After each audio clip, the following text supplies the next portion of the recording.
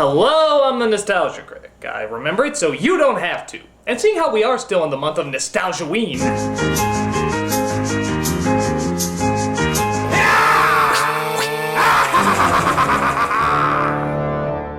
I figure we would play a little game, simply known as the Stephen King Drinking Game.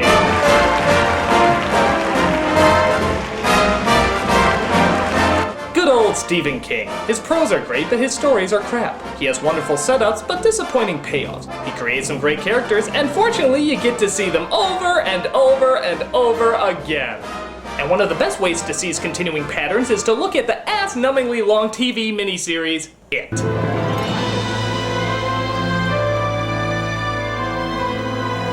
Based on the Stephen King book of the same name, It is another one of those films that loves to succumb to the melodramatic cliches that always seems to make it into every one of his stories. But what really surprises me is how many people say they're actually afraid of this movie. And that's why I've invented this drinking game to calm your nerves. There's a lot of movie to watch and a lot of booze to drink, so let's take a look. First of all, take a shot if your Stephen King story takes place in Maine. Well, that didn't take long. Yeah, our story takes place in Maine, where everybody has a checkered past, bullies make up most of the population, and cheesy lightning effects reign supreme. In this particular town, we come across a girl who sees a rather unusual sight. Hi. Tim Curry! And if that's not scary enough, it looks like he's coming from the Black Mass of Ronald McDonald. So the kid gets murdered as Mike, the only black man in Maine, notices that this is the 6th recent child killing. So he calls up his old childhood friends to let them know what's going on. He starts with Bill, who grew up into the back of a horse's ass. This is Mike Hanlon, Bill, from Derry.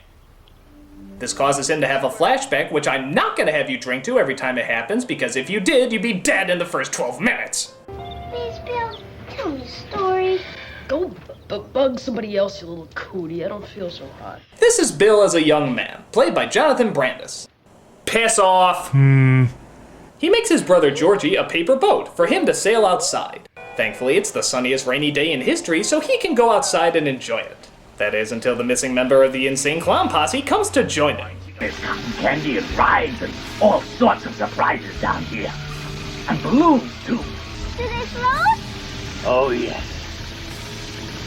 They float, Georgie. They float. I'm getting surprisingly aroused the more I talk about how much they float. You float too! So the kid gets eaten by a sloppy dissolve effect as his sad brother goes into his room feeling responsible. And it's fair to point out that this is actually a creepy scene here.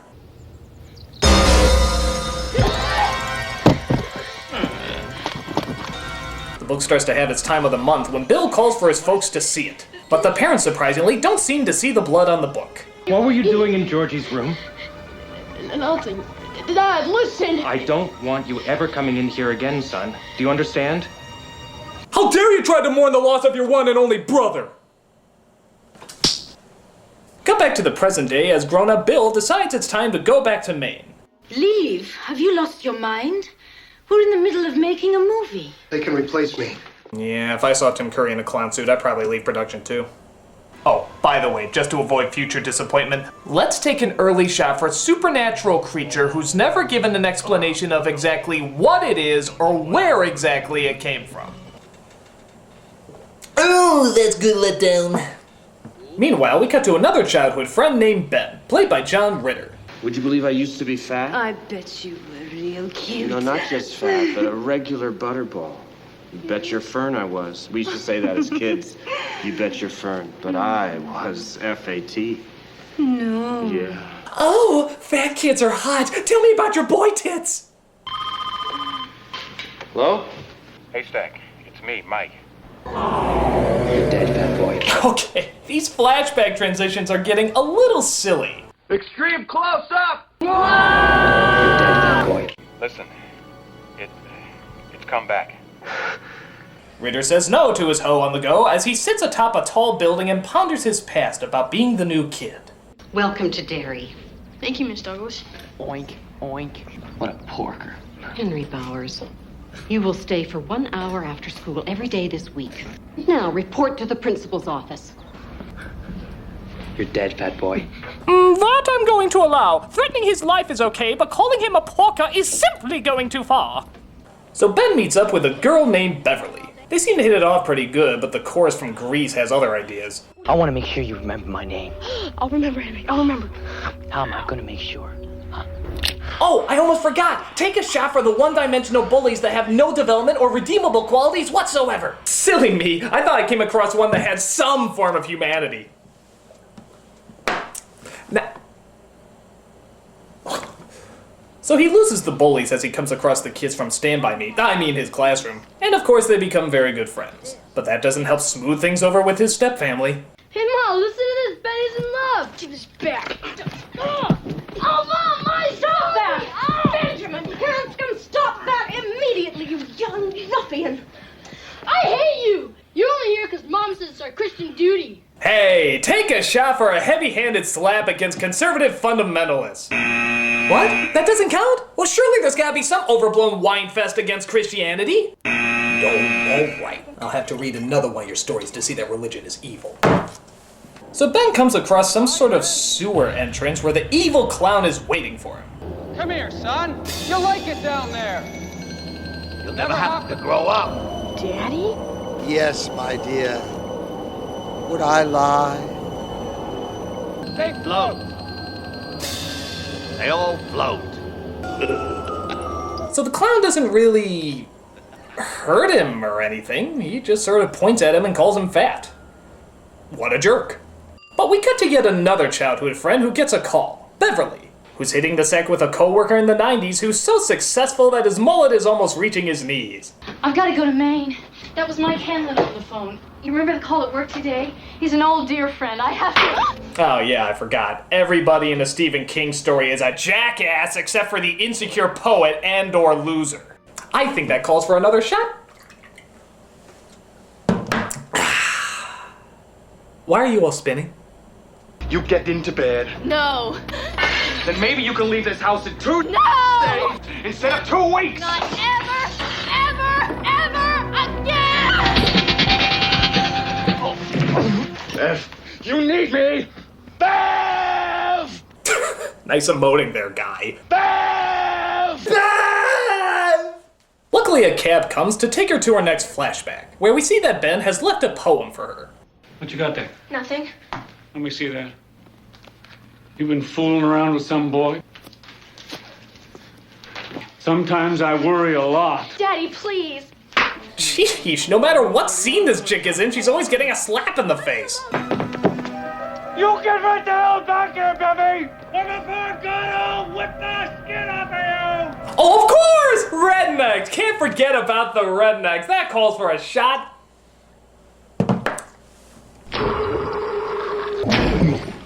So she meets up with Ben and heads over to the rest of the geeks and outcasts who pretty much make up the only fucking decent people in this town. It's the River Nile. And count them 4 sphinxes. Richie Toge is my name. And doing voices is my game. Hey look, Seth Green is playing a funny geek who spends most of his time doing voices. I'm far too tipsy to make a joke out of that. So the gang gets together and starts making a dam. Why? Because it's fucking Maine, and by God, that's as exciting as it gets. Hell, there's even some famous jerk-off writers who write about it. That's how exciting it is up there. So we see Bev and her father back at home when alcoholic! They're always in Stephen King stories, alcoholic! So she goes to the bathroom sink where the clown's snot bubble clogs up her drain and gets blood all over the place. Just like before, the grown-ups don't see it. Get to bed. Bloody boogers. Sorry, I think the alcohol started going to my... The camera's pretty. Anyway, cut to the next childhood friend getting a call, which appears to be Andy Dick searching for his happy pills. Where are you going? I gotta go back to Derry. Derry? Why would you want to go back to that dirty little town? There's nothing for you there. There never was, Eddie. Why is it these people have a talent for surrounding themselves with the craziest fucking nutballs? Is anyone in this world outside the main characters likable? What kind of water are they drinking in Maine to make them such assholes? Insert, here's a big surprise, another flashback. So we find out that Eddie was the kid with the inhaler, as we see that his mother had a tight grip on him even back then. See you tomorrow, Eddie. Eddie has to rest tomorrow. I don't want you to play with him anymore. No good will come of it. But Ma, they're my friends. You don't need any friends, Eddie, except for your own Ma. I think that's bad. You should see his brother. Speaking of shower scenes, Eddie gets a doozy from the clown as he walks in the shower room and finds out that the showers in the gym are stretching out. Yeah, that's about it. Kid can leave whenever he wants, but doesn't, so it's kind of stupid. This is a little inconvenient, Eddie. Just hold on while I make a few adjustments. Oh no! He's being attacked by the California Raisins! Come on! That stop motion was horrible! Here I am, Wheezy. Oh, come back anytime. Bring your friends.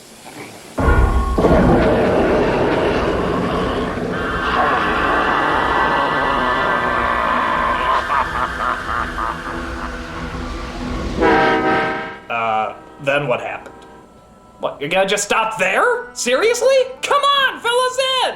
What, did he just stare at him awkwardly for the rest of the time?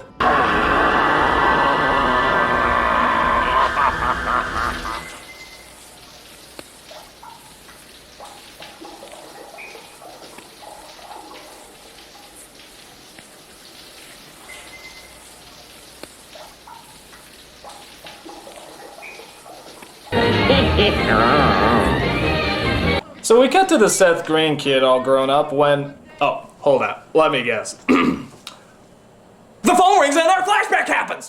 Mike Hanlon from Derry. We see Seth Green chased by the bullies again, big shock, and runs into the principal. So he's ordered to go downstairs and come back up with a mop. Come. But he's afraid because he's suddenly attacked by Teen Wolf. Wait, let me guess again. He turns into a killer clown, talks about his floating fetish, shows off his sharp teeth, and then does nothing. I'll show you how to slow down. Why doesn't he just eat these fucking kids? He's eaten like half the other kids in the neighborhood. Why doesn't he just finish them off? I mean, what the hell is more important in his time? Rawr, I got you now, little boy! Ah! Oh my god, it's almost 3!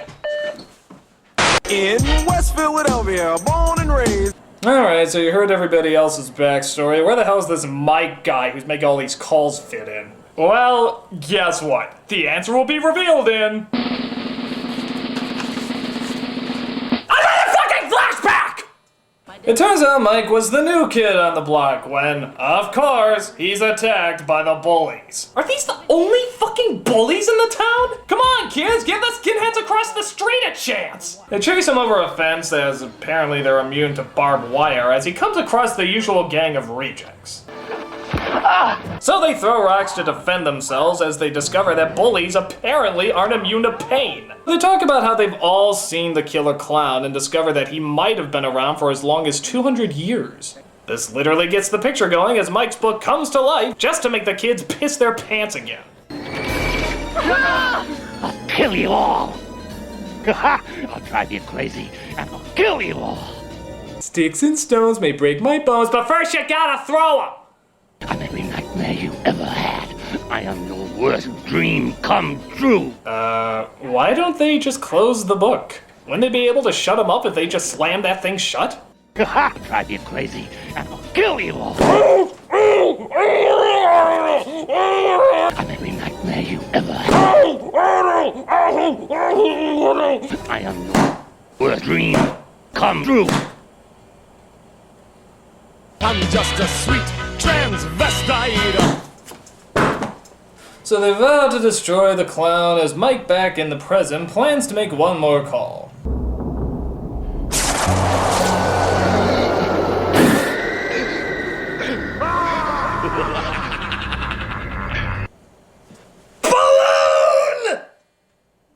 So Mike makes his last call to Stan, resulting in, oh, blow me if you don't know. Courteous, kind, obedient, cheerful, thrifty, brave, clean, and reverent. They find out that Bev is really good with the slingshot, so she's the perfect candidate to shoot silver into the monster. Friggin' silver! Mother's earrings, baby.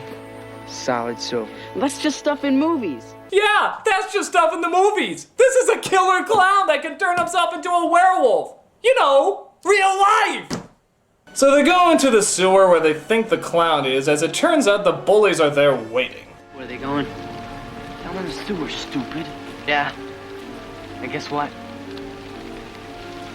They're not coming back out.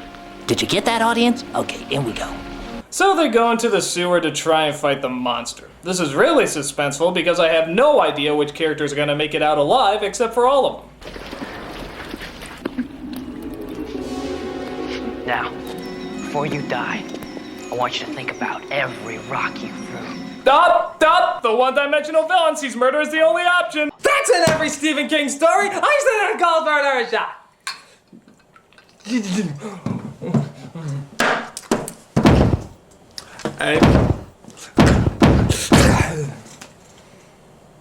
Hello, friends. I'm invited to be the Benjamin boy. Are you tired, run down, listless? Do you pop out at parties? Are you on poop yard? Okay, so this bright flashing light that's supposed to be the clown, I guess, comes in and kills 2 of the bully boys. Well, wait, you forgot to scare them for 2 months and brag about how things float. Oh well. One kid gets sucked through a pipe like Super Mario Brothers, and the other kid just turns into Billy Idol. Why doesn't he just kill that kid? Because he is a very stupid clown. Meanwhile, the kids hold hands because that apparently weakens the monster's power. It's like a Care Bear special, I guess. When Tim Curry pops up and finally tries to kill one of these brats. This is battery acid, you slime!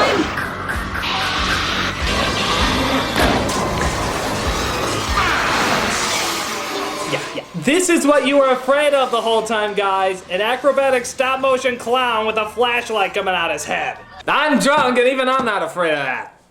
So they think they killed it and make a promise that if he's not dead, they'll come back to finish the job. Well, as years later, the clown is back and we find Stan is just a filthy cheater.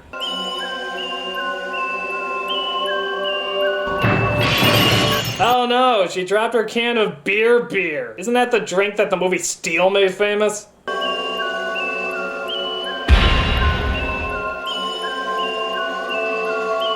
Oh gee, that was nice of him, to leave the world's briefest suicide note. Did he really feel that would explain everything? Oh wait, before I go, I should probably explain the situation. And they can figure out the rest from there. So Mike and Bill reunite as Bill sees just how much has changed and how much has not changed. Yours? Hey, I'm a bachelor, Bill. That's all I need. Apparently running around talking about killer clowns scares the ladies off. Meanwhile, Richie, the Seth Green kid, gets a different kind of welcome. Come on up, Richie. Try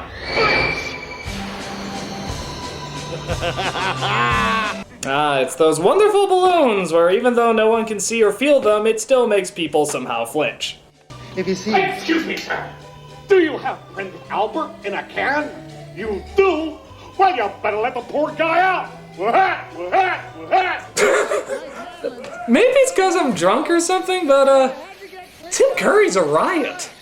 Were people really scared by this guy? He's hilarious. I don't even think his scene is supposed to be this long. I think he just decided to stay on set and annoy everybody. But I had to go.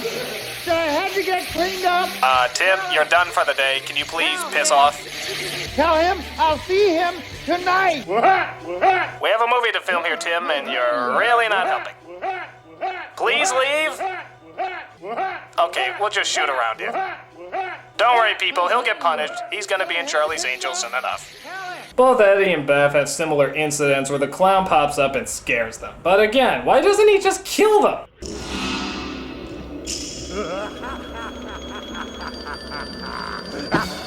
Boy, they're really banking on balloons being scary, aren't they? Do they really think that's gonna threaten people? If that's the case, maybe this movie was a stalker film.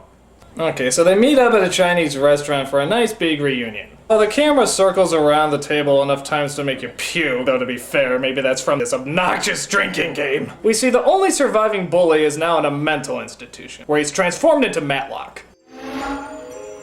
Up here. You helped me once, remember? Oh, hey, it's a beautiful Tim Curry out tonight.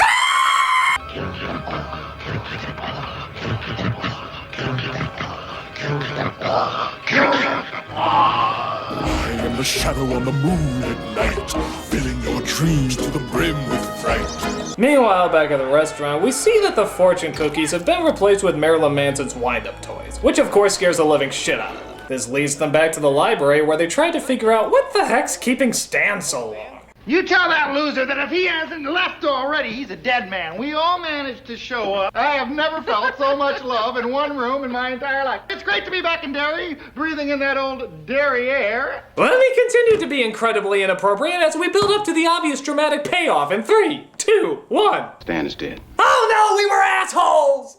Well, let's mourn his loss within our flashback. He said he didn't mean to go into that house, but this voice kept whispering to him.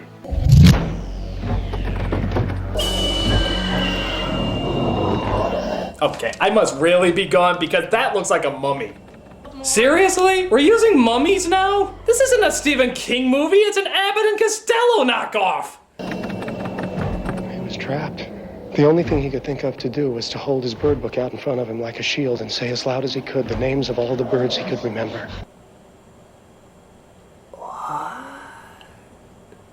Hold his bird book out in front of him like a shield and say as loud as he could the names of all the birds he could remember. Why? Speckled grouse, Baltimore Oriole, gray egret, hammerhead, woodpecker, brown thrush. Oh, well, and it worked? What the hell? What sense does that make? What, are mummies just allergic to the sound of birds' names? European swallow! I hadn't thought of it until just now, I swear. He said, I looked into its deadlights, and I wanted to be there. Deadlights. Okay, what is up with these stupid sound effects whenever there's a flashback? I mean, will any sound effects do? I looked into his deadlights. You looked into his deadlights? I looked into his deadlights. I sure got something here. Anybody else? Yeah. Oh my god, more balloons! More balloons! Hide your family, get down, balloons! Ah! Seriously, will you knock it off? There's balloons everywhere in this picture. They're not frightening. I mean, come on! When is a balloon ever gonna look intimidating?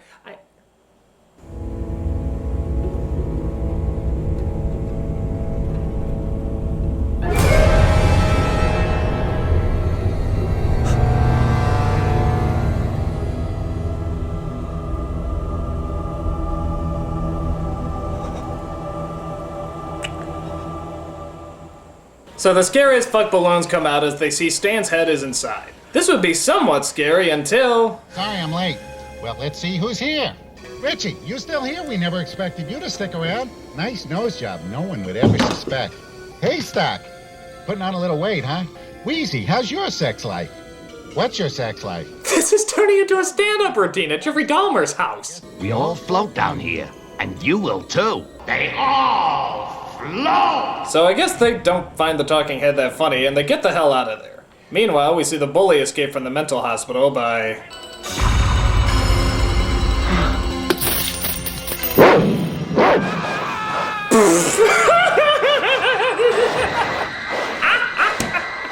It's the funniest thing I've ever seen in my life. Ah? It's supposed to be scary? No, it's not. It's supposed to be funny. It's a dog dressed up as a clown in slow motion. Ah? That was really supposed to be scary? Well, it's not. It's not. So after that... Okay. They figure out that the clown attacks or feeds, if you will, on people every 30 years. Oh, and apparently the whole entire town is in on it too. How do they know that? Get this. Because when Bev was a girl getting beat up once, an old man went back inside. Yeah. Because that one dick cheese didn't help her, that apparently means the whole town is crazy. I couldn't believe it. He just turned around and went inside. That was when it really hit me. There was something terribly wrong in Derry, with Derry. Isn't it obvious? Well, anyway, Matlock attacks Mike, but they manage to fight him off and kill him. They bring Mike to a hospital as Bev starts to analyze the situation. Why is it doing this? Why does it hate? Why is it so mean? You would think that a psychotic killing clown would be a little nicer! How can I be so blind? If you see it now, you're not blind anymore, Bev. Boy, this chick really gets around, doesn't she? I mean, I think she's literally felt up every single person in this group. I can see why they hung out with her. She's easier to get into than an art college. Be careful. You can't trust anyone. If anybody asks, party got out of hand, dancing on the table, you took a fall. Anyone who's seen me dance will buy that. Well, that's great. And how are you gonna explain the dead escaped mental patient? You're not seriously suggesting you walk out of here and leave him lying there. You're not seriously suggesting we walk out of here and leave it lying there. Yeah, that's what I'm suggesting. Why don't you call the police? This whole town is it in some way, all of them. Bill's right. Really? We're still on this? Because one old fart went in and jerked off, that means the entire town is crazy? Here's an idea. You're all seeing killer clowns. Maybe you're crazy. Did that ever occur to you, you crazy sacks of crazy? So they all decide to go back into the sewer and kill this thing once and for all. So what kind of weapons are they bringing, you think? I don't suppose anybody thought to bring anything really useful like a machine gun. I brought this. It's the only thing I saved from those days. Oh, that's great. They're bringing a slingshot. They can either bring a machine gun or a slingshot. Rambo or Dennis the Menace. You're going down, Mr. Wilson. Pew, pew, pew. Oh, come on. Guys, what the hell are you gonna do now? Sing Kumbaya? Wake up. Take a breath. You smell that? That's death. You hear the wind? That's death. You feel the ground? That's death. You feel the itching in the back of your head? That's probably a mosquito. Mosquito of death! So they make their way down to the retired Star Trek set where Bill's wife happens to be trapped in the cave. Yeah, apparently she was heading to Maine to bring her husband back and the clown got her. Which is pointless seeing how he can take on any form, but I digress. As they get to the heart of the sewer, they finally see the monster for what he really is. What? What? What? We waited 3 fucking hours for that! You can't be serious! You can't be serious! If I heard that a movie called It was just building up to a big silly monster, I think this would have been a better payoff! I mean, seriously? Seriously? My god. So you're telling me this whole fucking time we were building up to... Spiders! A giant legion of spiders! God damn it, Dr. Smith, this is really what you and Stephen King find frightening? Yes, my dream is finally realized. What smells like urinated whiskey? Oh, it's me. I've been playing the Stephen King drinking game. Oh, good God, man, that's been known to kill people. Hey, you know what else has been known to kill people? I'll tell you. This! That's right. Hold still, hold still. I'm gonna shoot all 5 of you. You're going down, Spider-Man! Not the superhero, the you! Woo! I'll just shoot myself out. Yeah, you better run. So yeah, they're fighting a giant spider, an unbelievably fake-looking one too. They all start to get sucked into its deadlights until Eddie has an idea. This is battery acid. Now you disappear. Well, that was a stupid idea, guy. Maybe that machine gun theory would have worked after all. So Eddie gets killed, but luckily Bev shoots it in the glowing ball sack that seems to kill it. Oh wait, no, sorry. They tip it over like a cow first, and then they rip its heart out. Truly, this was a battle of wits. So they all go back home to their normal selves, except for Bill's wife, who seems to be in a zombie-like state because of the giant spider. But somehow riding downhill on a bike seems to make her better.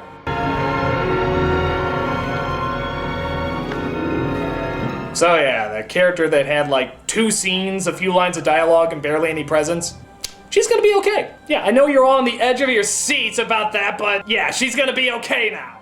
So of course, all that build-up leads to an unbelievable letdown, which is the ultimate staple of Stephen King, which means that gives us our very last shot. This movie sucks!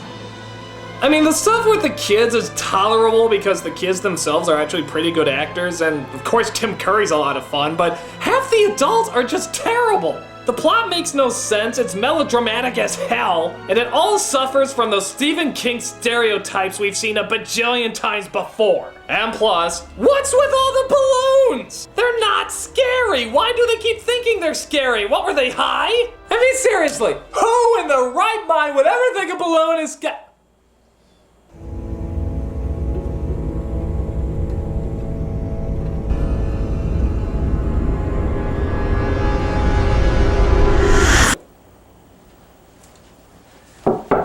Hey, Critic, I got a new script here. Tell me what you think.